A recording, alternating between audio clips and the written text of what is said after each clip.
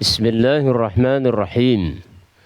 Alhamdulillahilladzi anzala al-Qur'ana ala 'abdihi wa rasulihi Muhammad ibn Abdullah liyakuna basyiran wa nadhira wa sirajan munira. Kita lanjutkan pembacaan kitab Mukhtasar Tafsir Al-Baghawi insyaallah taala. Tibalah saatnya kita memasuki ayat yang ke-72 yang ada di dalam surah Al-Baqarah. Kita baca terlebih dahulu ayatnya sebelum kita membaca mukhtasar tafsirnya. A'udzu billahi minasy syaithanir rajim. وَإِذْ قَتَلْتُمْ نَفْسًا فَادَّارَأْتُمْ فِيهَا وَإِذْ قَتَلْتُمْ نَفْسًا فَادَّارَأْتُمْ فِيهَا وَاللَّهُ مُخْرِجٌ مَا كُنْتُمْ تَكْتُمُونَ. وَإِذْ قَتَلْتُمْ, وَإِذْ dan ingatlah, qataltum ketika kamu membunuh, nafsan suatu jiwa atau seseorang, faddara'tum lalu kalian saling tuduh, fiha tentang jiwa yang dibunuh tersebut. Wallahu akan tetapi Allah mukhrijun menyingkap ma apa-apa kuntum yang kalian taktumun, apa yang kalian sembunyikan. Di dalam ayat ini Allah Subhanahu wa taala mengungkap salah satu bentuk kejahatan yang pernah terjadi di masa orang-orang Bani Israel di zaman Nabi Musa alaihissalam. Yang ini kisahnya sudah kita baca pada tafsir ayat yang ke-67. Ya. Ayat yang ke-67 yakni ketika kita membaca tafsir wa idz qala Musa liqaumihi innallaha ya'murukum an tadhbahu baqarah.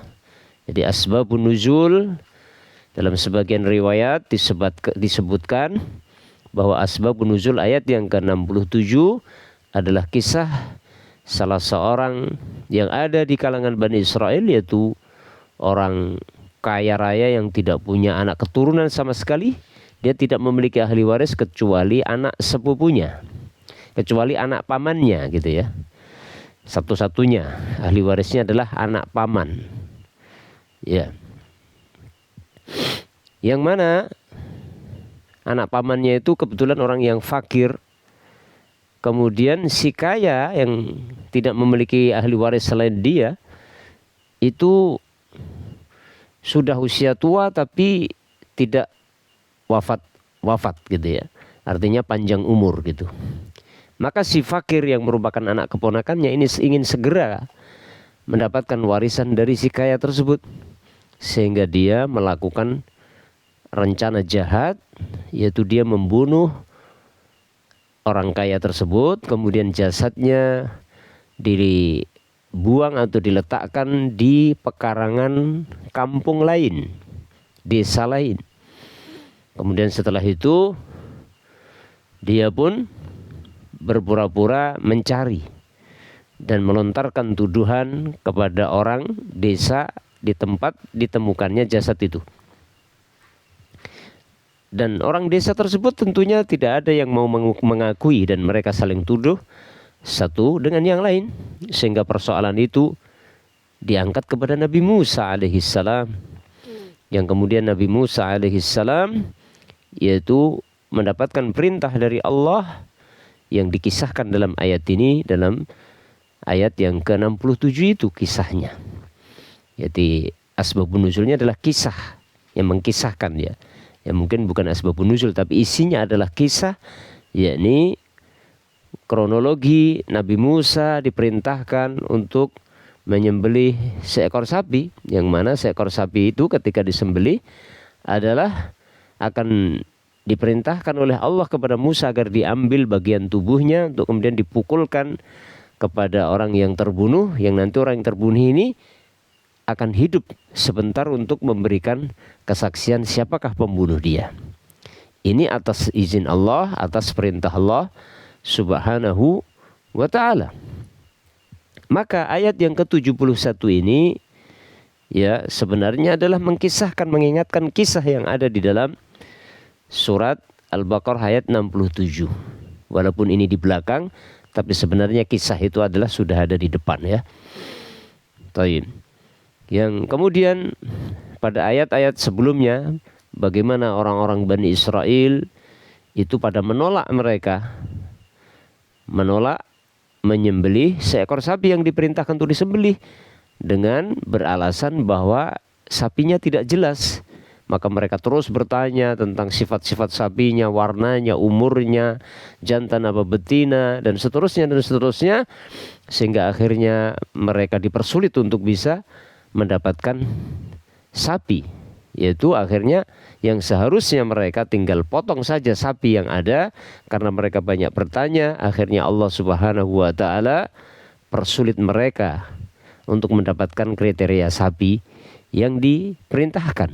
Yang kalau seandainya mereka menerima begitu saja apa yang diperintahkan, apa yang ada di tengah-tengah mereka, sapi apa saja dipotong. Karena pada dasarnya adalah yang diinginkan Allah adalah bagaimana Allah akan menghidupkan orang itu dengan dipukulkannya potongan bagian tubuh dari sapi itu kepada si jasad yang telah terbunuh tersebut, yang kemudian dengan itu Allah hidupkan jasad itu untuk memberikan kesaksian siapa pembunuhnya.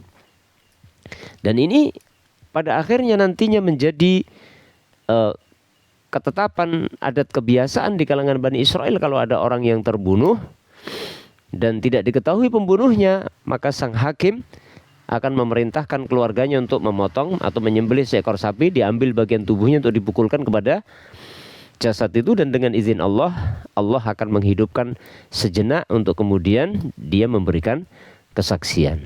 Allahu a'lam bishawab. Ini kurang lebih jadi kisah yang terulang di dalam ayat yang ke-72 sebagaimana ayat yang ke-67 yang telah lalu. Mari kita baca mukhtasar tafsirnya. Qala al-musannif qawluhu azza wa jalla, firman Allah azza wa jalla, wa idh qataltum nafsan, dan ingatlah ketika kalian membunuh satu jiwa. Hada awalul qissati, inilah awal kisahnya. Awal kisah yang menjadi kronologi Nabi Musa diperintahkan agar menyampaikan kepada orang Bani Israel untuk menyembelih seekor sapi. Ya. Wa in kana muakharan fit tilawah, walaupun berada di akhir secara bacaan, di dalam bacaannya. Ya, wasmul qatil. Ya, jadi memang ini kisahnya walaupun berada di akhir yang menjadi kronologi perintah disembelihnya sapi, tapi sebenarnya sudah ada di depan, diulang lagi, diletakkan di belakang untuk memperkuat. Kemudian wasmul qatil, nama orang yang terbunuh adalah Amil.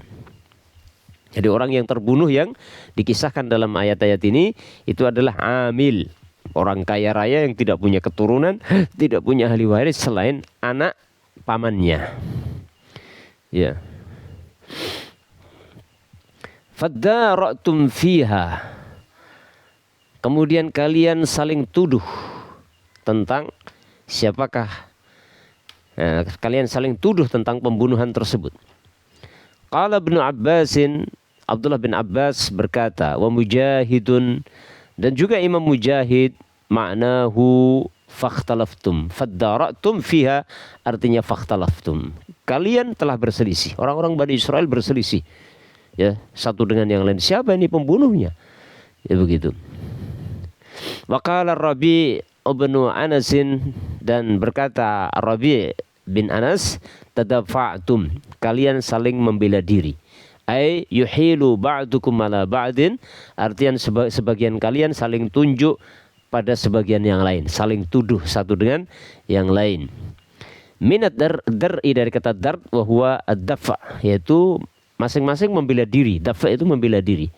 Fakana kullu wahidin yadfa'u an nafsihi, maka masing-masing ya setiap orang itu membela diri, tidak mau mengakui.